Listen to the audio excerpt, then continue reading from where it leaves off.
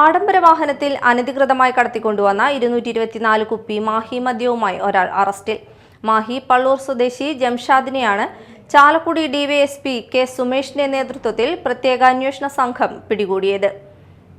മദ്യം കടത്തിക്കൊണ്ടുവന്ന വാഹനവും കസ്റ്റഡിയിലെടുത്തു. മയക്കുമരുന്ന് കടത്തലിനെതിരെ ജില്ലാ പോലീസ് മേധാവി ആവിഷ്കരിച്ച പ്രത്യേക രാത്രികാല വാഹന പരിശോധനയിൽ പുലർച്ചെയോടെ അമിത വേഗത്തിലെത്തിയ കാർ സംശയം തോന്നി പരിശോധിച്ചപ്പോഴായിരുന്നു സംഭവം.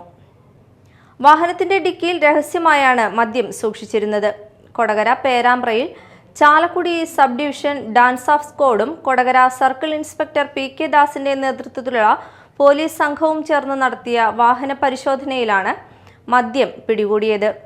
ചോദ്യം ചെയ്യലിൽ കേരളത്തിലെ വിവിധ ജില്ലകൾ കേന്ദ്രീകരിച്ച് മദ്യവിൽപ്പന നടത്തി വന്നയാളാണ് ജംഷാദ് എന്നും ആവശ്യക്കാരിൽ നിന്നും വാട്സപ്പ് വഴി ഓർഡർ സ്വീകരിച്ച് വിവിധ സ്ഥലങ്ങളിൽ എത്തിച്ച് മദ്യവിൽപ്പന നടത്തുകയാണ് ചെയ്തതെന്നും ജംഷാദ് പോലീസിനെ അറിയിച്ചു.